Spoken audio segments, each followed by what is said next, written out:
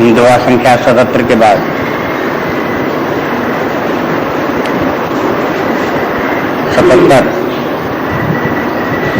ऋषिनि गौर देखीता कैसी मूरत मंत्र तपस्या जैसी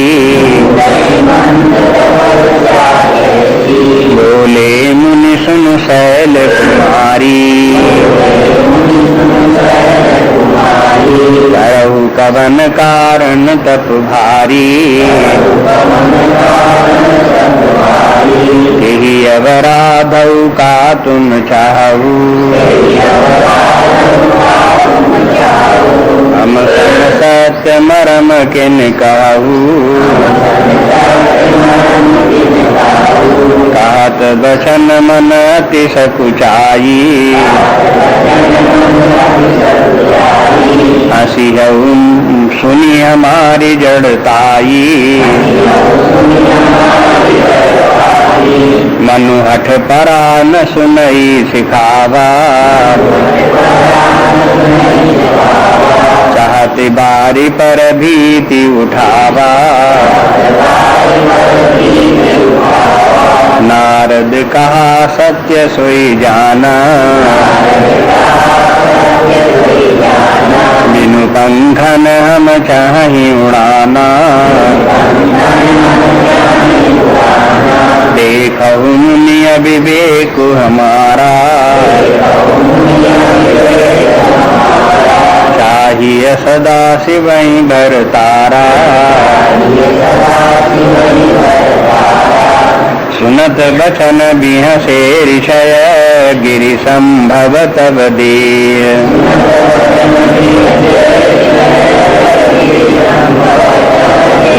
नारद करो उपदेश सुनी कहु बसु केहुगे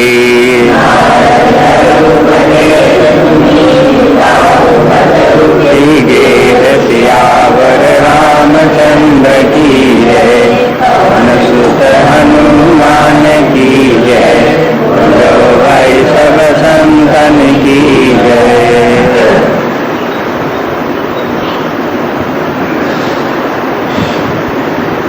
अब स्मरण करें, कल देख रहे थे कि भगवान शंकर जी के पास आए और उनसे कहा कि पार्वती जी अब पहले के समान नहीं है, अब शुद्ध हैं, उनको तुम अंगीकार कर लो। शंकर जी ने उसे स्वीकार कर लिया। उसके बाद सप्तर्षि आए शंकर जी के पास, तो उनको मध्यस्थ बना करके पार्वती जी के पास भेजा उनकी परीक्षा लेने के लिए। तो अब देखते हैं कि सप्तर्षि जो है वो पार्वती जी के पास पहुंचते हैं। तो उन्होंने क्या देखा कि ऋषि ने गौर देखी तहाँ कैसी। उन ऋषियों ने सप्तर्षियों ने पार्वती को कैसा देखा कि मूर्त मंत्र तपस्या जैसी, जैसे तपस्या ही मूर्तिमान हुई बैठी हो। जब तपस्या ही मूर्तिमान हो जाएगी तो उसमें तपस्या ही तपस्या होगी और क्या है। जैसे मिट्टी की कोई मूर्ति हो तो मिट्टी मिट्टी होगी, जैसे चीनी का कोई खिलौना हो तो चीनी चीनी होगी। ऐसे जो तपस्या ने अगर कोई मूर्तिमान रूप धारण कर लिया होगा तो उसमें तपस्या ही तपस्या होगी। तो मैंने पार्वती जी बिल्कुल तपस्वी रूप धारण किए हुए वहां विद्यमान थी। इस प्रकार से उस रूप में उनको देखा। तपस्वी रूप में मैंने केवल ये नहीं कि शरीर से कोई एक आकृति इस प्रकार की बनाई थी, चंदन वंदन लगाए हो या कुछ इस प्रकार के बैठे हुए तपस्विनी हो। तपस्वी के जो और भी लक्षण हैं, जैसे विरक्त भाव है, एकांत भाव में रहना है, परमात्म भाव के चिंतन में है, शांत स्वभाव है, वाणी पर संयम है, मनोनिग्रह है, ये सब तपस्या के जितने भी लक्षण हैं वो सब उनको ऋषियों को पार्वती जी में देखने को मिले। तो देखते ही ऋषि लोगों ने समझ लिया कि तपस्या में बिल्कुल लगी हुई हैं, पूर्ण रूपेण तपस्विनी है। ये उनकी समझ में देखते ही समझ में आ गया। लेकिन परीक्षा के लिए वो उनसे पूछने लगे, इस प्रकार से बात यहीं से चलाई। बोले मुनि सुन शैल कुमारी कि हे सुन कुमारी पार्वती सुनो कि करो कवन कारण तप भारी, कि तुम तपस्या किस कारण से इतनी तपस्या कर रहे हो। हम देखते हैं कि तुम बड़ी कठिन तपस्या में लगी हुई हो। इस तपस्या का उद्देश्य क्या है, तुम क्यों इतनी तपस्या कर रही हो। ये पूछा उनसे कि ये अवराधों का तुम चाहो और तुम किसकी आराधना किसकी कर रही हो, तुम उसका क्या इस तपस्या का और इस आराधना का क्या फल चाहती हो, ये तो हम सब बताओ। हम सन सत्य मरम किन कहाऊ, हमसे साफ साफ बताओ कि क्या चाहते हो। एक बात अब यहाँ पर ध्यान देंगे कि शब्द योजना इस प्रकार की है कि ऋषियों ने देखा तो पार्वती जी में दो बातें दिखाई दी, एक तो तपस्या में लगी हुई हैं और दूसरी आराधना में लगी हुई है। तपस्या और आराधना दो उनके मुख्य लक्षण देखने में आए और ये दोनों साथ साथ भी चलते हैं। आराधना उपासना तपस्या के बिना नहीं होती, तपस्या करे तो उसके साथ साथ उपासना भी होती है। तपस्या एक प्रकार से निषेधात्मक वृत्ति है और आराधना विधेयात्मक वृत्ति है। तपस्या से तात्पर्य यह है कि जो हमें नहीं करना चाहिए उसका त्याग कर देते हैं, जिन विषय भोगों में हमें लिप्त नहीं होना चाहिए उनका त्याग कर देना तपस्या है। अपने चित्त को परमात्मा में लगाना, उसी का स्मरण करना, उसी में प्रेम रखना, ये उपासना हो गई, तो आराधना हो गई। तो साधना में दो पक्ष होते हैं, एक निषेधात्मक, दूसरा विधेयात्मक। ये उपासना में भी तपस्या और तपस्या के साथ उपासना। इस बात को विशेष रूप से तृतीय अवस्था प्राप्त व्यक्तियों को समझना चाहिए। उन लोगों के लिए उनका मुख्य धर्म उपासना है तृतीय आयु में, और उनके लिए तपस्या भी और उपासना भी, यही दो मुख्य धर्म हैं। इन दोनों को समझें कि तपस्या किसे कहते हैं, उपासना किसे कहते हैं, तपस्या कैसे की जाती है, उपासना कैसे की जाती है, इनको समझना चाहिए।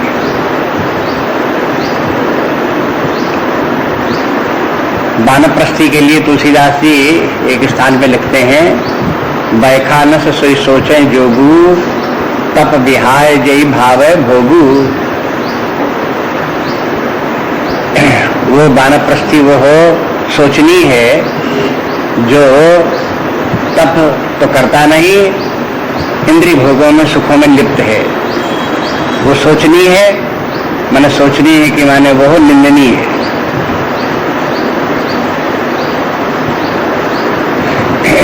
उसे चाहिए कि वो तपस्या करे।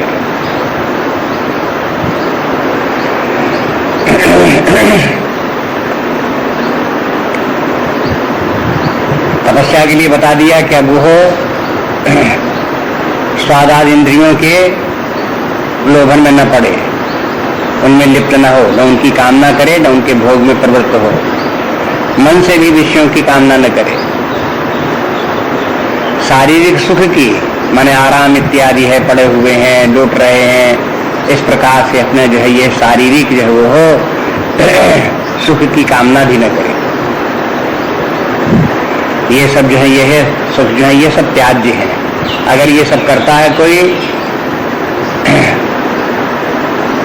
तो माने भोगों में प्रवृत्ति है। ये आलसी बने पड़े रहना भी भोग है, तमोगुण का भोग है। विषयों का भोग, विषयों की कामना, ये रजोगुणी भोग है। ये दोनों ही प्रकार के भोग वानप्रस्थाश्रम में पहुंच करके त्याग देना चाहिए। अगर नहीं त्यागता है तो वो अपने जीवन को नष्ट कर रहा है, गलत रास्ते पर जा रहा है, और उसके परिणाम स्वरूप नाना प्रकार के शारीरिक रोग, मानसिक रोग उत्पन्न होंगे और व्यक्ति दुखी होगा। उसे पता नहीं क्यों ये सब होते हैं, लेकिन होते हैं सब। उनके साथ जब विचार करने वाले व्यक्ति हैं, ऋषि मुनि जो हैं, ज्ञानमान व्यक्ति हैं, वो सब इनके सब बातों के, इनके रहस्य को जानते हैं। ये विषय भोग तृतीय अवस्था में बहुत जल्दी रोग उत्पन्न करते हैं। युवा काल में उतने रोग उत्पन्न नहीं करते जितने कि तृतीय अवस्था में रोग उत्पन्न करते हैं। और जब रोगी होते हैं तो उन्हें पता नहीं लगता ये रोग क्यों हो गए। कोई कहे कि देखो तुमने इस प्रकार का ये भोगन प्रवृत्त रहे इसलिए हो गया, अरे वो तो सारी जिंदगी करते रहे, अब क्यों हो गए, तो बस इतना ही अंतर है कि सारी जिंदगी करते रहे तब वो इतने कष्टकारक नहीं हुए, लेकिन अब वो जरूर कष्टकारक होंगे, रोग लगेंगे। इस अवस्था में व्यक्ति जो वो हो मानसिक विकार भी उत्पन्न करते हैं, ये सब विषय हो, इसलिए इन सबको त्याग देना चाहिए। सुख चाहता है व्यक्ति तृतीय अवस्था में, चतुर्थ अवस्था में, तो भोग मुक्त बने, अपने आप को बनावे। तो इसलिए यह देखते हैं कि पार्वती जी की जो है वो एक तो तपस्या की मूर्तिमान रूप है ही है, ऐसी जैसे तपस्या पार्वती जी ने की इस प्रकार से तपस्या करनी चाहिए। और दूसरी बात जो है उपासना करनी चाहिए। उपासना के माने है सत्संग आदि के द्वारा परमात्मा को जानने की, परमात्मा का स्वरूप कैसा है, क्या लक्षण है, क्या धर्म है, क्या उसकी महिमा है, और फिर उसका स्मरण करे। तो भगवान की महिमा को सुनना उपासना है, उसका स्मरण करना उपासना है, उसका ध्यान करना उपासना है। तो ये उपासना भी व्यक्ति को करनी चाहिए, ये दोनों कार्य करने चाहिए। तो पार्वती जी इन दोनों ही कार्यों में लगी थी और इसी के लिए पूछा उनसे कि तुम्हारे तपस्या का क्या उद्देश्य है और तुम्हारी उपासना आराधना का क्या उद्देश्य है, तुम क्या चाहते हो ये। तो पार्वती जी कहती हैं कि कहत बचन मन अति सकुचाई। पार्वती जी कहती हैं तो कहने में उनके मन में बड़ा संकोच लग रहा है कि इनको कैसे बताऊं मैं कि हम किस लिए तपस्या कर रहे हैं। अब पार्वती जी एक बालिका रूप में है और शंकर जी को पति के रूप में चाहती हैं, उनके लिए तपस्या कर रही हैं। तो अब एक बालिका को ये कहना कि हम तपस्या कर रही हैं, ऐसा पति चाहिए, तो बड़े संकोच की बात है, तो कहते नहीं बनता उनको। लेकिन फिर भी उन ऋषियों के सामने कहना तो पड़ता ही है, न कहें तो भी काम बिगड़ता है। तो कहते हैं हंसी है सुनी हमारी जड़ताई। तो कहते हैं तो हमारी जड़ता को सुन करके तुम हंसोगे। जड़ता के माने हमारी मंद बुद्धि की बातें हैं, मैंने बहुत समझदारी की बातें नहीं है, मूर्खता की बातें हमने की हैं, कर रही हैं, वो जब तुम्हें मालूम होगा तो तुम हंसोगे। एक इसी प्रकार से कल्पना करें कि मान लो कोई एक युवक है, युवती है, कोई है जो जिसको कि उस समय से पढ़ लिखने के बाद में विवाह करना चाहिए, घर बनाना चाहिए, धनोपार्जन करना चाहिए, पुत्र आदि उत्पन्न करना चाहिए, उस अवस्था में वो व्यक्ति ये सब न करे और कहीं एकांत स्थान में रह करके भगवान का ध्यान भजन उपासना करने लगे, तो लोग बाग उसे क्या कहेंगे, अरे बड़ा मूर्ख है, कितनी बेवकूफी वाला काम कर रहा है। उससे पूछो कि भाई तुम इस प्रकार से गृहस्थ धर्म पालन करके और जैसे अन्य लोग कर रहे हैं उस प्रकार से क्यों नहीं करते, तुम क्या करते रहते हो यहाँ पे एकांत में बैठे हुए, क्या पढ़ते रहते हो। तो कहे क्या बताओ क्या पढ़ते रहते, तुमको बताएंगे, तुम तो हमें बेवकूफ ही समझोगे।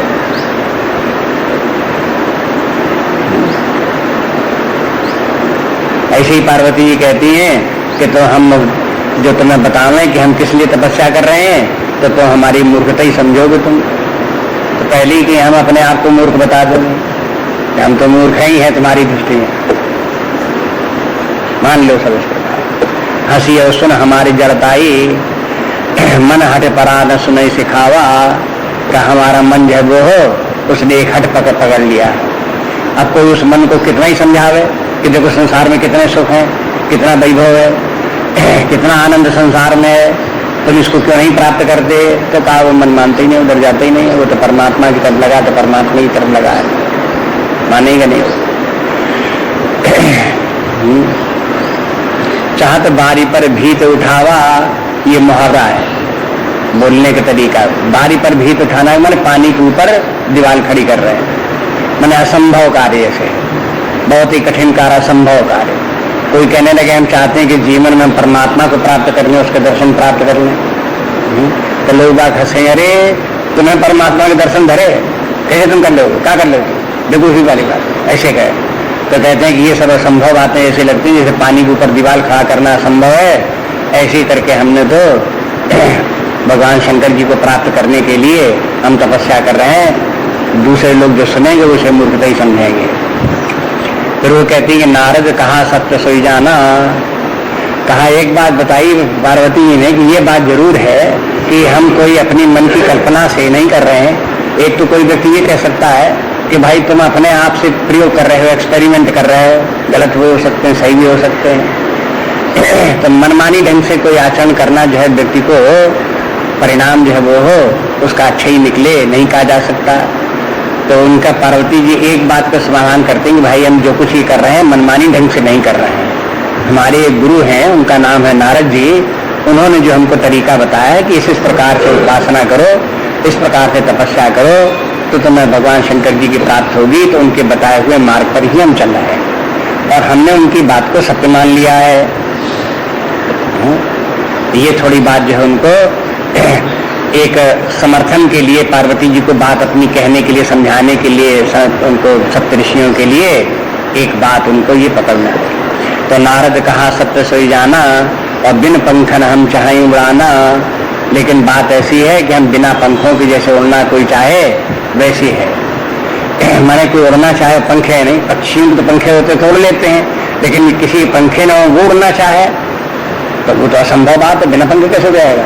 तो कहता हमारा भी कहा ऐसा ही प्रयास है जैसे हम बिना पंखों को उड़ रहे हैं। और ये उदाहरण भी बहुत कुछ इनकी जो पार्वती जी की स्थिति है उसका निरूपण करने वाला है। वैसे तो है ये मुहावरा, लेकिन भगवान शंकर जी क्या है, वो परब्रह्म परमात्मा है। चिदाकाश माकाश वासम भजेहम, भगवान शंकर जी चिदाकाश रूप अनंत परमात्मा स्वरूप है, आकाश स्वरूप है। और उस परमात्मा में वास करना, उसमें उसका ध्यान चिंतन करना, उसी में प्रविष्ट होना, उसी में स्थित रहना, ये एक प्रकार की उड़ान है। अब इस उड़ान में जैसे पक्षी उड़ते हैं तो उनके लिए दो पंखे चाहिए, लेकिन परमात्मा को प्राप्त करके परमात्मा भाव में स्थित होने के लिए भी उपासक के लिए कम से कम दो पंखे चाहिए, एक तपस्या और दूसरे उपासना, आराधना। तपस्या और आराधना, इन दोनों पंखों पर ही कोई जो है वो परमात्मा को प्राप्त करने के लिए चिदाकाश परमात्मा भाव में उड़ने के लिए प्रयास कर सकता है। तो वो दो पंखे भी यहाँ पर इस प्रकार से समझ लो उपासक के रूप में। उपासना के क्षेत्र में दो पंखे चाहिए, तपस्या और उपासना आराधना के। ज्ञान के क्षेत्र में जो ज्ञान के द्वारा साधना करके परमात्मा को प्राप्त करना चाहते हैं उनको वैराग्य और विवेक रूपी दो पंखे चाहिए। बिना पंखों के कैसे वहां पहुंच जाएंगे परमात्मा तक? पंखे तो चाहिए, चाहे विवेक और वैराग्य के पंखे हों और चाहे तपस्या और आराधना के पंखे हों, उनके बिना परमात्मा तक नहीं पहुंच सकते। इसलिए इन दो साधनों को मजबूती से पकड़ना चाहिए। ये दो साधन अत्यंत आवश्यक हैं।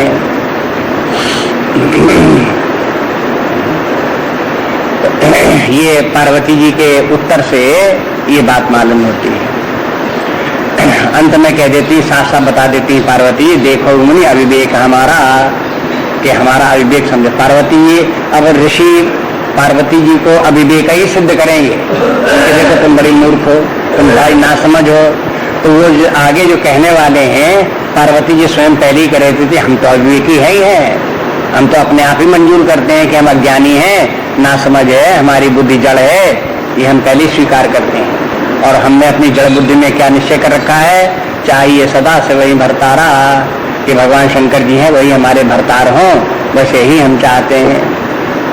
भरतार के माने वैसे पति, पति रूप में हम भगवान शंकर जी को प्राप्त करते हैं। ये भरत से बना है भरतार। भरत के माने का क्या है कि विश्व भरण पोषण कर जोई, ताकर नाम भरत ऐसे होई। जो विश्व भर का भरण पोषण करे उसका नाम भरत होगा। तो मैंने भरण पोषण करना, भरत शब्द उसी से बना है, भरण पोषण करने वाला भरत। और भरतार जो भरण पोषण करे, जो अपनी पत्नी का भरण पोषण करे, खिलावे पिलावे पहनावे रक्षा करे, देखभाल करे, वो सब करे, तो वो सब जो है वो इसलिए वो हो, इस कारण से वो हो भरतार कहलाता है। तो इसलिए कहा कि हमें भगवान शंकर जी जो हमारे भरतार स्वामी, हमारे रक्षक हैं, हम उन्हीं को चाहते हैं कि वो हमारे स्वामी बने, हमारे पति हों, प्राप्त करके हमें प्राप्त हों। इसलिए उनकी कामना से हम ये तपस्या और आराधना कर रहे हैं। सुनत बचन दिह से ऋषय गिर संभव तब दे। बस इतना जहाँ उन्होंने उत्तर सुना तो वो तो ऋषि लोग तो पहले उनकी हंसी उड़ाने के लिए आए थे, मूर्ख बनाने के लिए आए थे, परीक्षा कर ले रहे थे। तो बस सुनत बचन बिहसे ऋषय, तो सप्तर्षि उनकी बात को सुन करके बिहसे कि मन उपहास करने लगे, हंसी उड़ाने लगे। ये नहीं कि प्रसन्न हो गए, हंसी उड़ाने लगे। बिहसे मैंने यहाँ कहा वाह वाह वाह क्या कहने हैं, वैसे जैसे जैसे तुम्हारे पिता पत्थर तैसे तुम्हारी भी बुद्धि में पत्थर पड़े हैं। हिमांचल की पुत्री है पर्वतराज की, तो पर्वत पत्थर ही का होता है। तो कहते हैं कि गिर संभव तब देह, गिर संभवन पत्थर से ही तुम्हारे शरीर की उत्पत्ति हुई है, तो तुम्हारे भी बिल्कुल पत्थर ही तुम हो। वास्तव में तुम मूर्ख हो। तुम जैसे कह रहे थे हम अविवेक है, हमारी जड़ बुद्धि तो है तुम्हारी जड़ बुद्धि बिल्कुल, ये सब बोलते। और फिर वो ये कहा कि अब एक बात इनकी जो बात दिखाई देती थी, कुछ सार की बात, कुछ बल दिखाई देता था पार्वती की बात में, वो नारद का था। नारद अपने आप को तो पार्वती ने स्वीकार कर लिया था, तो हम तो मूर्ख हैं, लेकिन नारद जी तो भगवान के भक्त हैं, बड़े ज्ञानमान हैं, हम उनके कहने से चल रहे हैं, तो अब उनकी भी हंसी उड़ा दी ऋषियों ने। अरे कहा तो नारद जैसा तुम्हें गुरु मिला, वो तो सब चौपट करने वाला है। कहते नारद करो उपदेश सुन कहो बसे उकीगे। नारद का उपदेश सुन करके दुनिया में आज तक कहीं किसी का घर बसा है? माने बसाए मन नहीं बस सकता। नारद का उपदेश मानेंगे तो नारद तो यही सिखाएंगे भगवान का भजन करो, नारद तो यही सिखाएंगे कि घर बार छोड़ो, विरक्त हो जाओ। जैसे वो विरक्त हैं, सब जगह घूमते रहते हैं, भगवान का भजन करते रहते हैं, तो जो वो करते हैं वही बात तो सिखाएंगे, और क्या सिखाएंगे? वो कोई ऐसा उपदेश थोड़ी देंगे कि तुम ऐसे, तुम ऐसा करो तो तुम ऐसा पति मिल जाए, ऐसा घर बन जाए, और ऐसा परिवार बन जाए, और ऐसे संतान हो जाए, इस प्रकार से गृहस्थी बन जाए। ऐसा उपदेश नारद देने वाले किसको हैं? अब वो सप्तऋषि अपनी बात का समर्थन करने के लिए नारद जी का इतिहास सुनाते हैं। कहते तुम्हें न मालूम हो तो हम तुम्हें बता दें कि नारद जी ने कहाँ कहाँ उपदेश दिए और उन उपदेशों का क्या क्या फल हुआ, सो तुम सुन लो। दक्ष सुतन उपदेश न जाई, तिन फिर भवन न देखा जाए, चित्र केतु कर घरुन घाला, कनक कशिप कर पुण्य सहाला, नारद सिख जे सुनई नर नारी, अवस होई तज भवन भिखारी, मन कपटी तन सज्जन चीना, आप सरस सब ही चैकीना, तई के बचन मान विश्वासा, तुम चाहो पथ सहज उदासा, निर्गुण निलज को बेश कपाली, अकुल अगे दिगंबर ब्याली, कहु कवन सुख यश बर पाए, भल भूल उठग के बौराए, पंच कहीं शिव सती विवाही, दुनिया देर मराए नताई, अब सुख सोवत सोच नहीं, भीख मांग भव खाए, सहजी कहा किनके भवन, कबहू किनार खटाए, सियावर रामचंद्र की जय, पवन सुत हनुमान की जय, बोलो भाई सब संतन की जय। ये सब नारद जी का जो उपदेश था उसका उपहास कर दिया सप्तऋषियों ने। नारद जी की भी हंसी उड़ा दी, उनकी भी निंदा एक प्रकार से कर दी। लेकिन अगर लौकिक दृष्टि से देखो तो नारद जी की सब निंदा है, लेकिन परमार्थ की दृष्टि से देखो तो निंदा में भी नारद जी की महिमा छिपी है। यश नारद जी का है, ये तो गुणगान है नारद जी का, ये निंदा नहीं। जैसे शंकर जी की निंदा में उनके दुर्गुण बता दिए तो कोई निंदनीय शंकर जी थोड़े हुए, वो तो सब उनके गुण हैं। ऐसे ही नारद जी ने तमाम दुर्गुण बता दिए, ये सब दुर्गुण नहीं, ये तो नारद जी के गुण ही तो। अब किस प्रकार से कहते हैं कि दक्ष सुतन उपदेश न जाई, तिन फिर भवन में देखा आई, कि उन्होंने देखो दक्ष के पुत्र जो थे उनको नारद जी ने उपदेश दिया, वो लौट करके घर नहीं गए। अब ये सब भागवत कथा आप सुनो, हाँ, होती रहती है यहाँ पर, तो ये सब कथा आपको विस्तार से सुनने को मिले। ये सब क्या हुआ?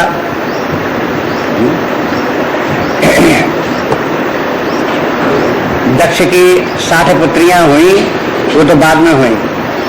उनके पहले दक्ष के पुत्र हुए, बहुत पुत्र हुए। 1000 कोई कहता पुत्र हुए, कोई कहता 10,000 हुए। पुराणों में कहीं 1000 लिखा, कहीं 10,000 लिखा। दक्ष के पुत्र हुए। अब उनके सबके नाम कौन कौन धरे, कहाँ कहाँ कितने नाम रखे, तो उन सब जितने पुत्र थे उनका एक नाम पुराणकार ने लिख दिया। कहते हैं जो 10,000 पुत्र हुए उनका नाम था हर्याश्व। हर्याश्व, ये हर्याश्व क्या थे? ये दक्ष के पुत्र थे। ये जब पैदा हुए पुत्र, तब इनको ये कहा गया, दक्ष ने कहा कि तुम जाओ तपस्या करो, और तपस्या करने के बाद फिर तुम जो है वो हो प्रजा के बढ़ाने के लिए इनकी सबका कार्य करो, जनसंख्या बढ़े, इस प्रकार की व्यवस्था तुम करो, इसलिए हमने तुमको उत्पन्न किया है। तो कहा कि हम कहाँ तपस्या करें, कहाँ जाएं? तो उनको बता दिया कि तुम देखो सिंधु नदी जहाँ समुद्र में मिलती है वो तीर्थ स्थल है, वहां पर जाओ, नारायण तीर्थ है वो, वहां पर तुम वास करो और वहां पर जाकर के तपस्या करो। तो ये 1000 हो चाहे 10,000 हो, सबके सब गए वहां और रह करके वहां तपस्या करने लगे। तब करने में शक्ति अर्जित करने लगे। और वो अपने तपस्या नाना प्रकार की होती है, अनेक उद्देश्य होते हैं। तो वो प्रजा की आगे चल करके वृद्धि हो, विवाह इत्यादि करें, पुत्रादि उत्पन्न हो, इसके लिए वो हो शक्ति संचय करने की तपस्या करने लगे। अब वो सब बालक थे, अभी ज्यादा युवा नहीं हुए थे, कुमार अवस्था को प्राप्त थे। उस समय वो सब अपने तप में लगे हुए। नारद जी ने देखा, उधर से निकले तो देखा कि ये इतने बालक, ये सब के सब यहाँ हैं, तपस्या कर रहे हैं, ये क्या कर रहे हैं? तो नारद जी उनके पास पहुंचे, पूछा तो पता चला कि ये सब दक्ष के पुत्र हैं और तपस्या कर रहे हैं, और फिर बाद में पिता की आज्ञा से संतान उत्पत्ति इत्यादि का कार्य करेंगे। तो नारद जी को उनके ऊपर बड़ी दया आ गई।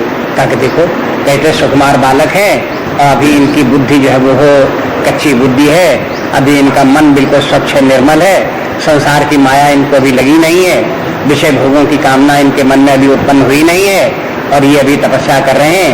ऐसे समय में इनको उपदेश करना चाहिए, परमार्थ का उपदेश करना चाहिए।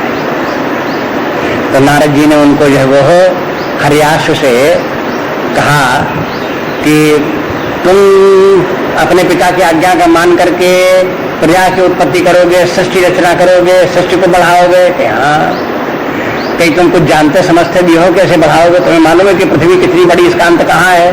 इसको तो नहीं मालूम, तब फिर तुम क्या करोगे? क्या तुम्हें उस देश का नाम मालूम है जहाँ केवल एक ही पुरुष रहता है? कि नहीं, वो तो हमें नहीं मालूम। क्या तुम्हें ऐसा मालूम है कि एक नदी ऐसी जो दोनों तरफ बहती है, जिधर से बह के आती पानी उधर भी बहती है और उल्टी भी बहती है, इधर से भी बहती है, इधर से भी बहती है? ऐसी कोई नदी तुम्हें मालूम है क्या?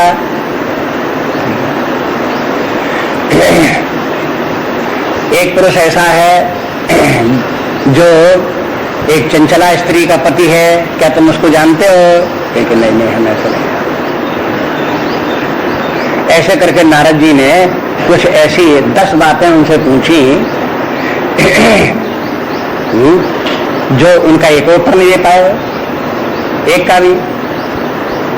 तो कहा कि तुम कुछ जानते नहीं, तुमसे कुछ काम धाम होगा नहीं। तो भगवान का आप ही बताइए, ये सब क्या आप बता रहे हो, आप ही बताइए। वो सब के सब नारद को घेर कर खड़े हो गए। नारद जी ने कहा अच्छा बैठो, हम सब बताते हैं। फिर उन्होंने बताना शुरू किया। देखो कि एक देश है जहां पर एक ही पुरुष वास करता है। वो कौन देश है? का वो परमात्मा है, परमात्मा एक है और परमात्मा के अतिरिक्त और कहीं कुछ नहीं। ये सारी सृष्टि, ये सब क्या है? ये सब माया में है। ये माया के लक्षण क्या है? ये कुछ है कुछ नहीं, लेकिन भाषित होती है सब चीजें। फिर उसके सब ये जितना जीव क्या है, जगत क्या है, शुभाशुभ कर्म क्या है, उल्टे सीधे किस प्रकार चलते हैं। कहा कि देखो एक चक्र है जो कि जो है वो हो अपने आप चला करता है, और जिसकी की धार जो है वो हो उसमें चक्र की तरह से जिसकी की धार है और वज्र के समान जो शक्तिशाली है।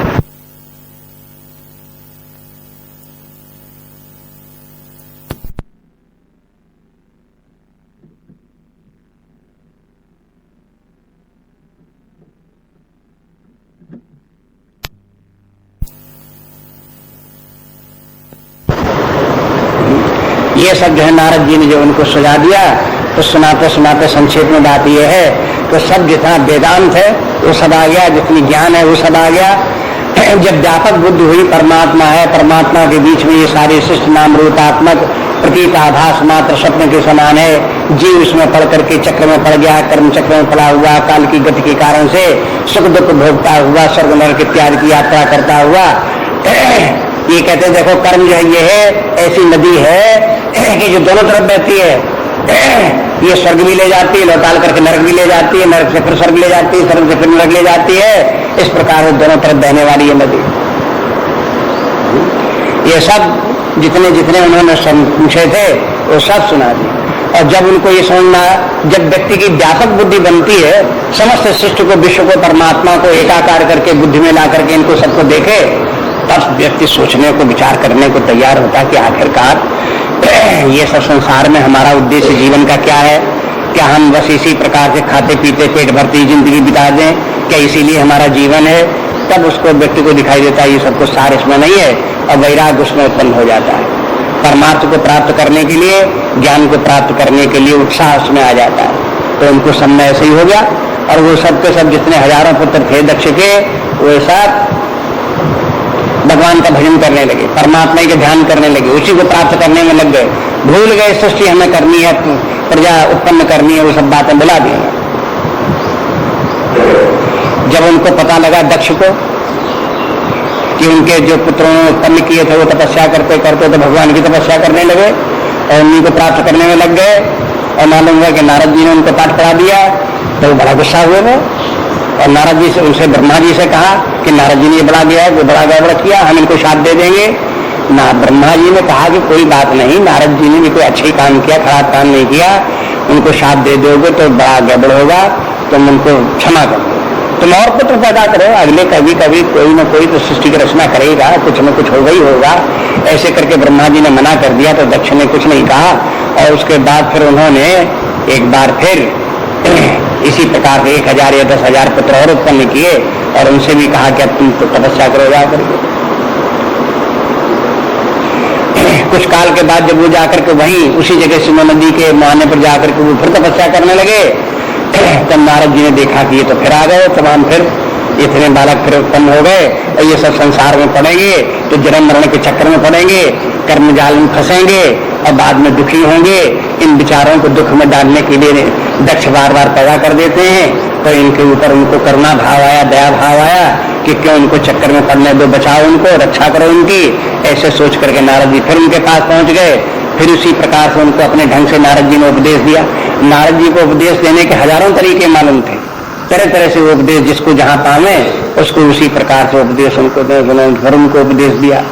और उपदेश देने पर फिर वो जो है वो सबके सब जो है वो हो फिर जो है वो विरक्त हो गए, फिर वो भगवान का भजन करने लगे।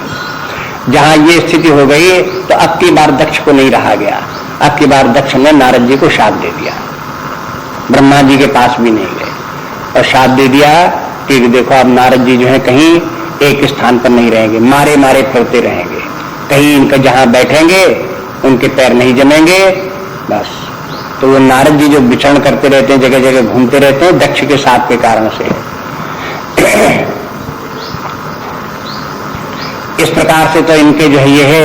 इसके बाद फिर दक्ष को भी कुछ अकल आएगी, आखिरकार क्या करें। नारद जी को शाप तो दे दिया, घूमते रहो सब जगह, लेकिन ऐसा शाप तो नहीं दे सकते थे कि नारद जी भूल जाए भगवान को और उपदेश ही न दे पाओ, ये उनके बस की बात नहीं थी। तब उन्होंने सोचा कि फिर हम पुत्र पैदा करेंगे, हो सकता है कि फिर ये इसी प्रकार का नारद जी फिर भी उनको लगा दे, इसी प्रकार का उपदेश दें। तो उन्होंने अपने पुत्र नहीं पैदा किए, पुत्रियां पैदा की। और पुत्रियों के पास नारद जी नहीं गए और उनको उपदेश भी नहीं दिया। और उन पुत्रियां जब बड़ी हुई तो दक्ष ने भी उनको तपस्या करने के लिए नहीं भेजा, घर में ही रखा। और फिर जब बड़ी हुई तब उनको फिर ऋषियों से उनका विवाह कर दिया गया। तो तमाम ऋषियों से दक्ष की पुत्री, उन्हीं में से दक्ष की पुत्री एक सती थी और उनका सती का विवाह शंकर जी से हुआ था। तो ये पौराणिक कथाएं इस प्रकार की हैं। उनके पीछे जो उपदेश मुख्य है, जहाँ जैसे नारद जी ने जो उन बालकों को जो उपदेश दिया है वो उपदेश काम का है। बाकी तो पुरुष को उपदेश देने के लिए एक मनोरंजक घटनाक्रम बना करके तैयार कर देना, जिसलिए लोग बाग मुंह खोल करके आंखें खोल करके सुनने लगे हैं और चित्त में धारण कर लें, इसलिए कथा कहानी कह दी गई। वैसे वो सब कथा कहानी, अब बुजुर्ग लोगों को कहानियां सुनने का कोई शौक है, उनको सुनाने की क्या बात। लेकिन ये सब इस प्रकार के कहने के लिए कि वो उपदेश किसी प्रकार को स्वीकार करें, तो उन्होंने इस प्रकार से कर दिया। फिर कहते हैं वो जो सप्तऋषि हैं उनसे बोले कि देखो नारद जी ने फिर क्या किया कि चित्रकेत घर घाला, चित्रकेत का भी घर घाला मैंने उनका चित्रकेत का घर भी बिगाड़ दिया, सत्यानाश कर दिया घर का। वहां चित्रकेतु के घर में क्या कर दिया भाई? चित्रकेतु के राजा थे प्राचीन काल में, और संक्षेप में कथा उनकी इस प्रकार से है कि फिर वो राजा थे तो फिर उनकी रानी थी, लेकिन रानी से कोई पुत्र उत्पन्न नहीं हुआ तो उन्होंने दूसरा विवाह किया, तीसरा विवाह किया, चौथा विवाह किया। तो पुराण काल जब दिखता है तो कथा को मनोरंजन करने के लिए कहता है कि फिर उन्होंने 1500 रानियों के 2000 रानियों के ऐसे विवाह करते चले गए। कहीं कहीं लिख दिया लाखों के विवाह कर डाले उन्होंने चित्रकेतु ने, लेकिन कहीं कोई पुत्र ही उनके नहीं हुआ। तो वो बहुत दुखी हुए। एक बार जो वो अंगिरा ऋषि और नारद जी घूमते घूमते उनके पास पहुंचे, चित्रकेतु के पास। जब पहुंचे चित्रकेतु बहुत उदास थे। नारद जी ने उनसे पूछा कि राजन, आप तो इतने बड़े राज्य के स्वामी हो, आप तो बड़े यशस्वी हो, आप दुखी क्यों दिखाई देते हो? तब चित्रकेतु ने कहना शुरू किया कि महाराज क्या बताऊं मैं, आप तो सब जानते हो हमारे कोई पुत्र नहीं और इतने इतने हमने विवाह किए लेकिन कोई पुत्र आज तक नहीं हुआ, उसके कारण से हम दुखी हैं। और पुत्र नहीं होगा तो पुण्य नामक नरक से हमारी कौन रक्षा करेगा? मरेंगे तो फिर हमें नरक जाना पड़ेगा, इसलिए नरक से रक्षा करने के लिए पुत्र चाहिए। इसलिए जो है मैं आप कृपा करके वो उपाय बताइए जिससे कि पुत्र हमको प्राप्त हो। तो नारद जी ने कहा कि देखो भाई, तुम्हारे प्रारब्ध में अगर पुत्र नहीं है तो भगवान का भजन करो। कोई पुत्र ही सारी दुनिया के सब होते हैं ऐसे थोड़े। अब नारद जी का संकेत अपनी तरफ था, अंगिरा ऋषि की तरफ था कि देखो हम लोग तुम्हारे पास आए नहीं पुत्र तो काम नरक नहीं आएंगे सब। ये सब उनको बताया उनको, लेकिन उनको चित्रकेतु को ये बात समझ में नहीं आई।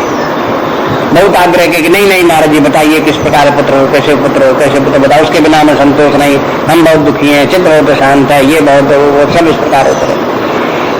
तब उन्होंने अंगिरा से उन्होंने कहा, नारद जी ने अंगिरा से कि देखो भाई पुत्र का निष्ठ यज्ञ करो और इनको पुत्र प्राप्त, राजा को प्राप्त होना चाहिए। ये राजा हैं यहाँ के पृथ्वी के, इनका जो है इनका हम तुम्हारे जैसे ऋषियों का इनके राज्य में रहते हो तो राजा का कार्य करना तुम्हारा धर्म है, इसलिए तुम यज्ञ करके इनको पुत्र प्राप्त कराओ।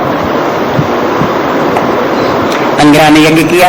यज्ञ के बाद जैसे कि रामायण कथा को सुनते हैं वो दशरथ जी के यज्ञ की तरह से उसी प्रकार से यज्ञ संपन्न हुआ और उसका जो प्रसाद हुआ वो भी फिर चित्रकेतु से कहा कि अपनी पत्नियों को बुला करके खिलाओ। तो बड़ी वाली पत्नी थी, उसको रानी को उसको बुला करके वो उन्होंने उसको दिया, कहा कि देखो जो है इसको तुम खा लो। तो उसने रानी ने वो खा लिया और खाने के बाद में कुछ दिनों के बाद में फिर उसको गर्भ हुआ और उसके बाद में बालक भी उत्पन्न हुआ। ये सब लोग चले गए, अपने नारद चले गए, अपने अंगिरादिश चले गए। चित्रकेतु के यहाँ पुत्र उत्पन्न हो गया। पुत्र में छोटा पुत्र जो है वो बिल्कुल शिशु था, बढ़ते बढ़ते 1 साल 1.5 साल का हुआ। लेकिन इतने दिनों में क्या हुआ कि वो जिस रानी के वो पुत्र प्राप्त हुआ वो तो रानी तो महारानी हो गई। अब बस वही एक रानी हो गई और राजा उसी का बड़ा आदर सत्कार करे। और बाकी रानियों के जितने तमाम के विवाह लाखों लाखों के हजारों हजारों के कर लिए, वो सब नौकरानी की तरह से घूमा वहां पर। तो वो सब बड़ी बड़ी दुखी हुई और बहुत परेशान हुई वो और कहने लगी कि हमारी तो कोई गिनती नहीं रहेगी। तो आपस में सबने सभा की और आपस में निश्चय किया क्या किया जाए, इस अपनी दीन दशा से कैसे उद्धार हो। तो उन सब लोगों की बुद्धि में ये आया कि वो जो पुत्र पैदा हुआ है उसी को मार डालो। जब वो पुत्र मर जाएगा तब उसके बाद में फिर हम सब लोग फिर जो है वो ये उसकी जो मान्यता, विशेष मान्यता है उसकी माँ की, वो खत्म हो जाएगी। ऐसे सोच करके फिर उसने उन लोगों में से किसी ने विष लेकर के उस सोते हुए बालक के मुख में लगा दिया या मुंह में डाल दिया, तो वो बालक सोते ही सोते वो विष के कारण से सो गया, मर गया। रानी उस समय वो थी नहीं, उस समय जिसका कि पुत्र था वो उस समय वहां पर नहीं थी। उसने अपनी सेविका से, नौकरानी से कहा कि देखो वो बच्चा जग गया हो तो उसको उठा लाओ। तो वो गई वहां पर उठाने, तब देखा कि उसके तो हाथी पर सबसे तो सांसें ही नहीं चल रही है, मर गया है। तो वो बड़ी जोर चिल्लाने लगी, अरे वो क्या हो गया, क्या हो गया। तो रानी भी दौड़ी, आकर के देखा तो मरा हुआ था। राजा दौड़ा, चित्रकेतु आया, सब हो गया, बड़ा कोहराम मच गया। जब ये सब कोहराम मच गया तो ये नारद जी तो सब प्रतीक्षा देखी कर ही रहे थे उस समय, और नारद जी जो है उसी समय वहां पर आ गए। और चित्रकेतु के पास आकर के कहे, भाई अब क्यों तुम रो रहे हो। कहा कि अब क्या कहें नारद जी, इतने मुश्किल में पुत्र प्राप्त हुआ आपकी कृपा से और वो भी मर गया इस प्रकार, अब क्या करें हम, अब क्या करें, हमारा तो जीवन व्यर्थ है, अब हम जीना नहीं चाहते, हम ये नहीं करना चाहते हो। ऐसे करके बहुत दुखी होकर के विलाप करने लगे। तो नारद जी ने उनके चित्रकेतु को समझाया, कहा कि देखो ये तो संसार है, इसमें मरना जीना होता ही रहता है। ये तो हमने जिस समय तुमसे कहा था कि भाई तुम्हारे प्रारब्ध में पुत्र नहीं है और फिर भी तुमने दुराग्रह किया तो ये पुत्र तुमको प्राप्त हो गया था, लेकिन ये भी हमने तुमको बता दिया कि पुत्र प्राप्त होने का तुम्हें इसमें पुत्र के कारण से तुमको हर्ष भी होगा और विषाद भी होगा, ऐसे ही तुम्हारा प्रारब्ध है। तो हर्ष किस बात का कि पुत्र होने का तो हर्ष होगा और उसे मरने का विषाद भी होगा, हर्ष विषाद दोनों हो गए, हर्ष विषाद उनको। अब नारद जी ने जब उनको समझा चित्रकेतु फिर अपनी हुई रटन में लगे हुए। नारद जी से कहा कि ये आप जो इसको आप ही रक्षा कर सकते हो, ये मर गया। तो अब नारद जी ने कहा कि उसकी रक्षा, अब हम इसको जो मर गया है ये है बालक, इसको हम बालक को बुलाए देते हैं। और नारद जी को बालक दिखाई दे रहा था, उसने शरीर छोड़ करके अलग उसका जीव रूप जो लिंग शरीर वो उससे शरीर से अलग हो गया था। नारद जी ने उससे बोला कि देखो बालक, तुम्हारे पिता बहुत दुखी हैं, तुम अपने शरीर में फिर आ जाओ और इनके शोक का निवारण करो, तुमको इनके शोक को दूर करते हुए तुम्हें प्रसन्नता होगी। ऐसे करके नारद जी ने उसे समझाया। उस बालक ने कहा कि भगवान नारद जी, आप तो वैसे ही भगवान के बड़े भक्त हैं, सब जानने वाले हैं, और ये पिताजी को समझते नहीं। हमको तो अब मालूम है कि अभी तो हम इनके पुत्र होकर के आए, तो अभी साल भर हुआ, 6 महीने हुआ। इसके पहले हम अमुक स्थान पर हमें थे, हम जाने अंग देश के वहाँ के राजा थे, और वो राजा वहाँ से हम शरीर छूटा, उसके बाद में तब हम यहाँ पर आए। तो उस समय वहाँ पर हमारे अमुक अमुक पिता थे, और उसके पहले हम अमुक अमुक स्थान पर हम थे, वहाँ पर हमारे ये पिता थे। तो हमारे तो पता नहीं कौन से वो पिता हैं कि ये पिता हैं, किसके शोक का निवारण करें और किसके शोक का क्या क्या करें। ये तो संसार इसी प्रकार का है, इसमें तो लोगों का जन्म मृत्यु होती रहती है। कहीं कोई किसी का पिता होता है तो कभी किसी का पुत्र बन जाता है, कोई किसी का पुत्र होता है तो किसी का पिता बन जाता है। इसी प्रकार से संसार होता रहता, चलता रहता है। जब उसने इस प्रकार से कहा तो चित्रकेतु ने भी सुना, नारद जी ने भी मैंने उसी बालक से कहला दिया। तो अब चित्रकेतु मुँह खड़े, अब क्या कहें उस पुत्र से कि तुम नहीं तुम पुत्र हो और हमारे शरीर इसमें आ जाओ, इस प्रकार के। तो चित्रकेतु को कुछ ज्ञान हुआ, तो नारद जी ने भी चित्रकेतु को फिर समझाया, कहा कि तुम पुत्र की कामना को छोड़ो, पुत्र जो है वो कोई सुख देने वाला नहीं होता। देखो तुमको इस प्रकार जैसे इसने दुख दिया, इसी प्रकार से फिर भी प्राप्त हो जाएगा। तो कोई सुख दुख तो अपने प्रारब्ध के अनुसार प्राप्त होता। तुम समझते हो कि पुत्र सुख देगा, तो पुत्र कभी सुख देना और दुख देने वाला वो नहीं होता है, वो तो व्यर्थ में तुम उस प्रकार की कामना करते हो। इस प्रकार से सारा संजय नारद जी ने उपदेश दिया, और जीव क्या है ये भी बताया, आत्मा क्या है ये भी बताया, परमात्मा क्या है, ये सब शिक्षा बैठ करके उनको दी। तब चित्रकेतु ने सब रानियों को छोड़ दिया, सब राज्य छोड़ दिया, और छोड़ करके वो चित्रकूट जाके तपस्या करने लगे, वानप्रस्थी हो गए, सन्यासी हो गए, भगवान का भजन करने में लग गए। इस प्रकार से चित्रकेतु का घर क्या हुआ नारद जी को उपदेश से, कि चित्रकेतु कर घर उन घाला। बस ये कथा सुना दी उनको, कहा कि देखो इस प्रकार से चित्रकेतु का घर चौपट हो गया। कथा न पुत्र न राजा न कहीं कुछ, सब सुना दो।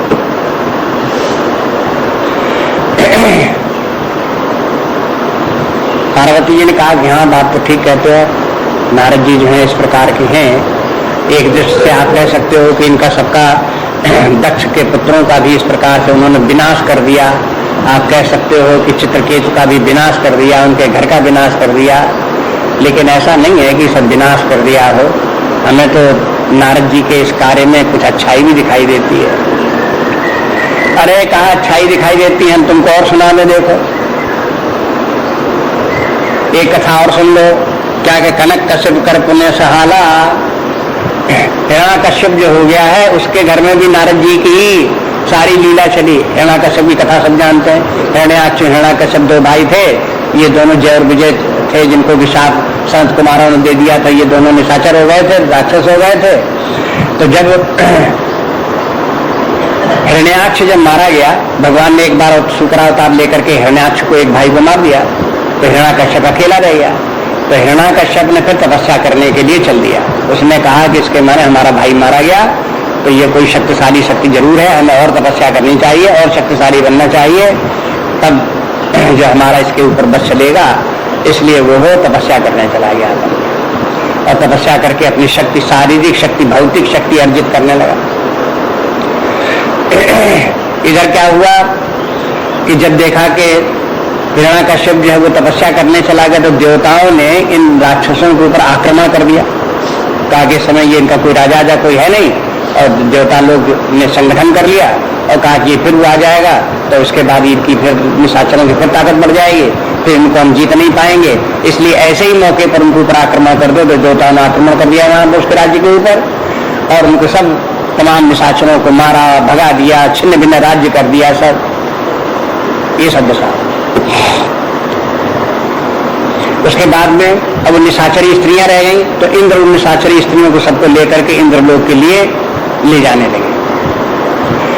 रास्ते में नारद जी मिले इंद्र के पास और इंद्र से कहा कि तुम इनको इन स्त्रियों को क्यों लिए जाते हो? कि इसलिए लिए जाते हैं कि इनके भ्रूण हत्या करने में तो पाप लगेगा, इसलिए हम लिए जाते हैं उनको।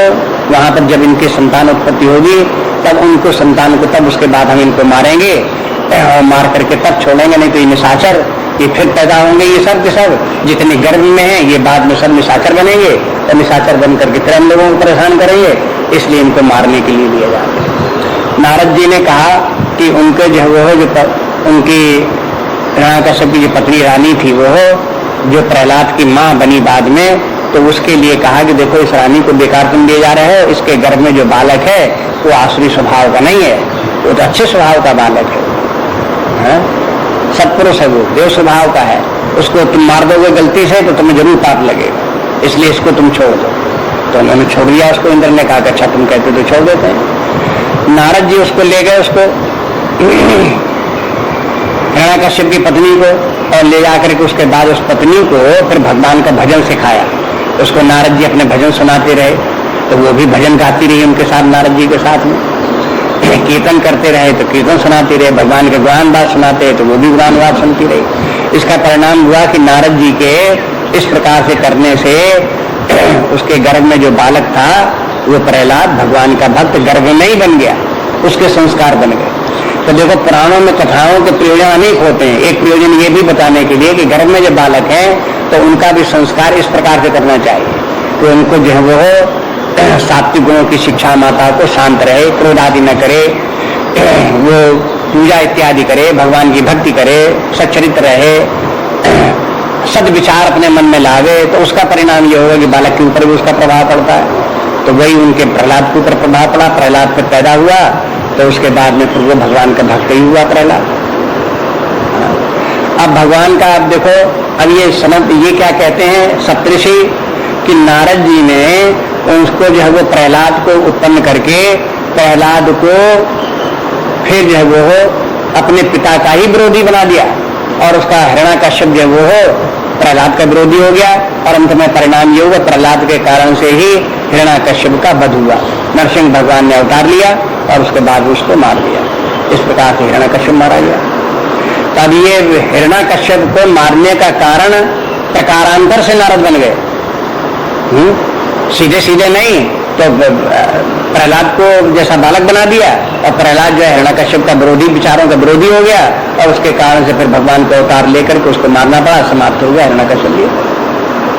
इस प्रकार से हिरण्यकश्यप मरा। तो कहते हैं हिरण्यकश्यप कर्तुम असहाला, देखो ये नारद जी के कारण से इस प्रकार से हुआ।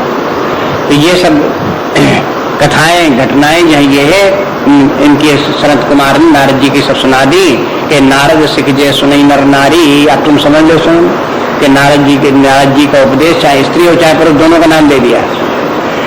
हिरण्यकश्यप की जो पत्नी थी वो स्त्री थी, उसने नारद जी का उपदेश सुना तो प्रहलाद पैदा हो गया, प्रहलाद पैदा हुआ तो हिरण्यकश्यप भी मारा गया। पुरुषों की बात कहो तो जितने दक्ष के पुत्र हुए वे पुरुष हुए, चाहे चित्रकेत पुरुष जो था उसको हुए, इनको भी उपदेश दिया तो चाहे स्त्री हो चाहे पुरुष हो, नारद जी ने जिसको भी उपदेश किया उसका क्या हुआ कि अवश्य हो तज भवन भिखारी। वो सब उनका फिर घर नहीं बसता है, वो सब घर छूट छाट जाता है, विरक्त हो जाते हैं, सन्यासी हो जाते हैं और भिखारी हो जाते हैं। चित्रकेतु जो था उसने चित्रकेतु में अपना राज्य छोड़ दिया, सन्यासी हो गया, भिखारी हो गया। तो कहते देखो ऐसे लोग जो है राजा के राजा जो है वो राजा लोग तक इनके नारद जी को उपदेश सुन करके भिखारी बन जाते हैं। अभी भिखारी भी कहने का जब कोई उसी बात को इंटरप्रेट करते हैं, बोलने का तरीका निंदनीय रूप में बोलते हैं तब भिखारी कर दिया।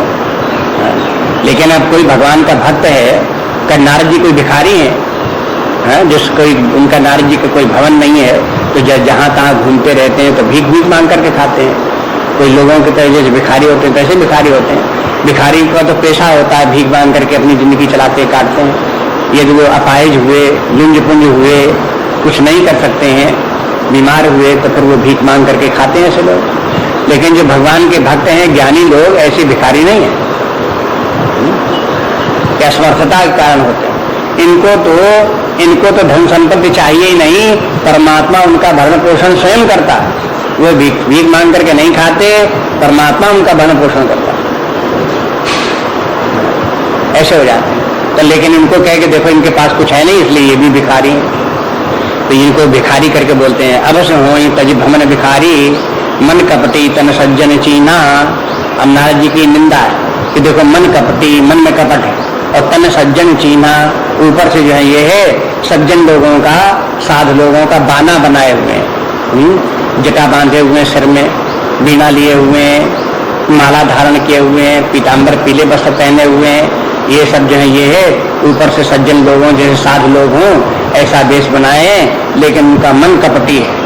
मन में क्या कपट उनके है? मन कपटी, मन का कपट उनको ये है कि उपदेश तो ऊपर से बड़े अच्छे लगेंगे वो देना है, लेकिन वो चाहते क्या है कि आप सर सब ही चैकीना, जैसे आप अपना स्वयं जो है वो बिना घर बार के हैं, न उनका कोई परिवार है, न पुत्र है, न पत्नी है, मारे मारे सब जगह करते हैं, ऐसे ही चाहते हैं कि सब लोग ऐसी दुनिया में हो जाए। वही उपदेश करेंगे जिसे अपनी तरह से हो जाए। तब ये नारद जी की देखो निंदा के रूप में वही नारद जी की बात को इस प्रकार बोलते हैं। तो संसार में एक ही बात को कभी देखो एक ही बात को प्रशंसा के रूप में भी कह सकते हैं और उसी को दूसरी तरह से कह दिया तो वही निंदा बन गई। लौकिक दृष्टि से कहने लगे तो वो प्रशंसा हो जाए, परमार्थ की दृष्टि से बोलने लगे तो वही निंदा बन जाए। परमार्थ की दृष्टि से जैसे कि प्रशंसा करने लगे तो लौकिक दृष्टि से निंदनीय हो जाए। सब जानते हैं कि घर में कोई किसी व्यक्ति को कोई आसक्तियां न हो, मोहजाल में न फंसा हो, माया के चक्कर में न हो, तो लोग बाग निंदा करने में क्या कहेंगे? अरे साहब इसको तो माया मोह कुछ है ही नहीं, बेकार आदमी है। तो ये निंदा के अर्थ में हो गया। और प्रशंसा के अर्थ में क्या हो गया? अरे साहब ये तो बड़ा विरक्त, बड़ा ज्ञानी है, ये तो भगवान का बड़ा भक्त है, ये प्रशंसा हो गई थी। तो प्रशंसा करने में एक तरह से बोल दो, निंदा करने में दूसरी तरह से बोल दो। तो ऐसे करके ये नारद जी की निंदा कर रहे हैं, इसलिए कह दिया ये तो ऐसे ही करके हैं, कपटी हैं, अपनी तरह से सबको भिखारी बनाना चाहते हैं। ये नहीं कहेंगे कि भगवान के बड़े भक्त हैं, सबको भगवान का भक्त बना करके परम पद प्राप्त कराना चाहते हैं, अपनी तरह से भिखारी बनाना चाहते हैं। तेई के वचन मान विश्वासा, ऐसे नारद जी की बात को तुमने विश्वास मान लिया। तो पार्वती जी ने कहा कि नारद कहा सत्य सोई जाना, तो ये सप्तऋषि कहते हैं कि तेई के वचन मान विश्वासा, और तुम चाहो पति सहज उदासा, और तुम चाहते हो उसको पति बनाना चाहते हो कि जो सहज उदास है, उदास में विरक्त है बिल्कुल, जो वैराग्य भाव में रहने वाला है, विरक्त कोई कभी किसी का पति बनेगा, परिवार बना करके रहेगा, उसको तुमको ऐसी पट्टी पढ़ा दी कि शंकर जी का तुम विवाह कर लो, तुम्हारा परिवार बस जाए। अरे वो परिवार बसाने के लिए नहीं बताया, तुम्हारा परिवार उजाड़ने के लिए बना दिया है, तुमने बता दिया शंकर जी का विवाह कर लो। उल्टी बात है इसमें, ये ऐसे करके उनको बताया।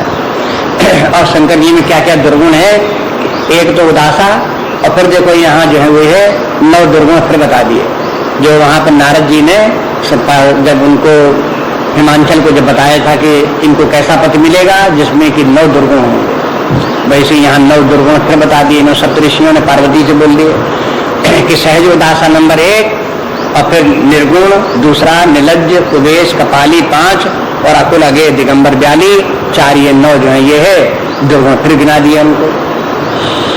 सहज उदासी मैंने विरक्त, जो घर बार परिवार बना के न रहे, अंतर्मन से जो विरक्त हो उसको उदासी कहते हैं।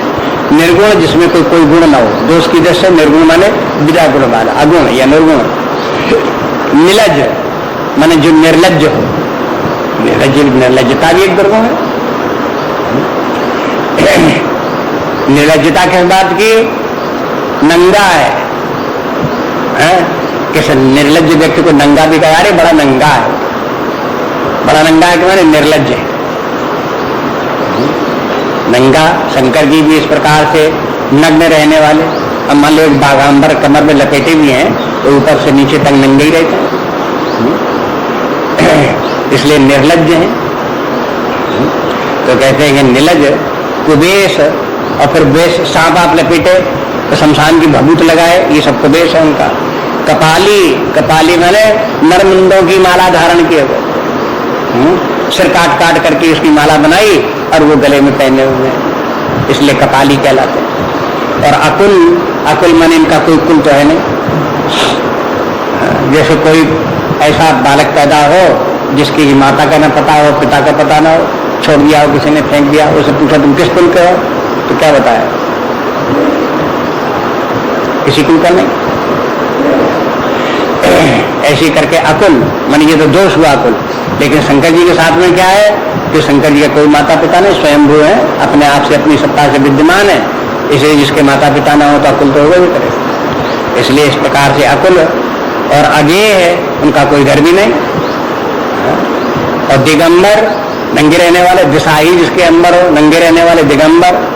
ब्याली, ब्याल में सर्प लपेटे हुए हैं, उन्हें सर्प ही उनके आभूषण है, सिर में देखो तो सब सर्प लपटे हुए हैं, गले में देखो तो सर्प लपटे हुए हैं, बाहों में देखो तो सर्प लपटे हुए हैं, जहाँ देखो शरीर भर में सर्प ही सर्प लपेटे हुए हैं, तो ब्याली, ब्याल लपेटे हुए ब्याली है। तो ये इस प्रकार के दुर्गुण बता दिए। ऐसे ऐसा भयंकर वर तुम चाहो, सांप लपेटे, गले में मुंडों की माला धारण किए, शमशान की भभूत लगाए, जटा पटा धारण के, ऐसा कहीं कोई पति होता है, कोई स्त्री चाहती है ऐसा पति प्राप्त हो? ऐसे पति के लिए तुम तपस्या करो, है ना, बेकार बुद्धि की दुर्बुद्धि की बात है। इस प्रकार कहे कहो कबन सुख असबर पाए, ऐसा वर मिल जाए तो तुम्हें कौन सा सुख मिलने वाला है? बिना घर के इस प्रकार का रहने वाला व्यक्ति उसको तुम में जाकर के वर रूप में तुम्हें प्राप्त हुआ तो कौन सुख होगा? और भले भूले ठग के बौराए, कहा कि वो तो ठग है नारद, उसने तुमको इसको इस प्रकार के जो तुम्हें पागल बना दिया है, बेकार के उसके चक्कर में पड़ गए। भूल जाओ नारद की बातों को, उपदेश हो। अभी सनत कुमार कहने का मतलब ये, इनका सप्तऋषियों का कहने का तात्पर्य ये कि नारद जी ने तुमको ठग लिया, गलत सलत रास्ता तुम्हें बता दिया, उसके लिए तुमने तपस्या की, बहुत गलती की। अब हम जो उपदेश तुमको दें वो उपदेश तुम सुनो, वो बढ़िया बातें तुमको बताएंगे और बढ़िया भर तुमको प्राप्त कराएंगे। ये सब बनान के पंच कहे शिव सती विवाही।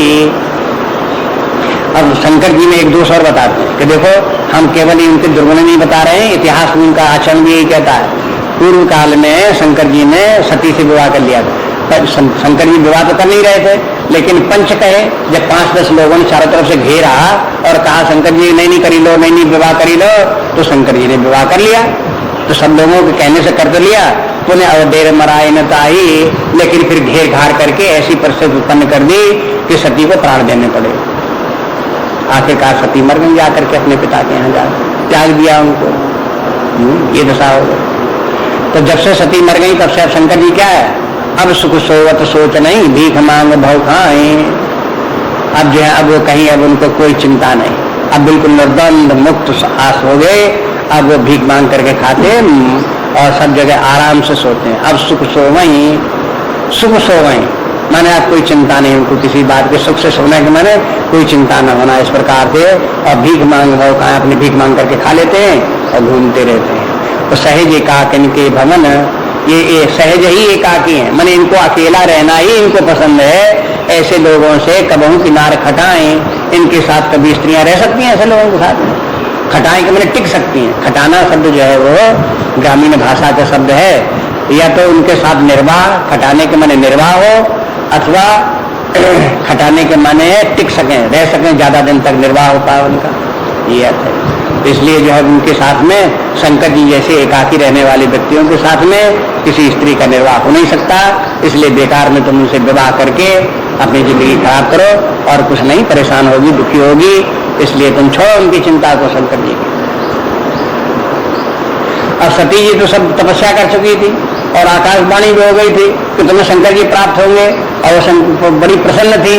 और कहाँ तो वो अवस्था और कहाँ न सनत कुमारों ने आकर के उनके मन में ये इस प्रकार के संदेह उत्पन्न करने की कोशिश की। उनके उसकी उस जो लक्ष्य उनको प्राप्त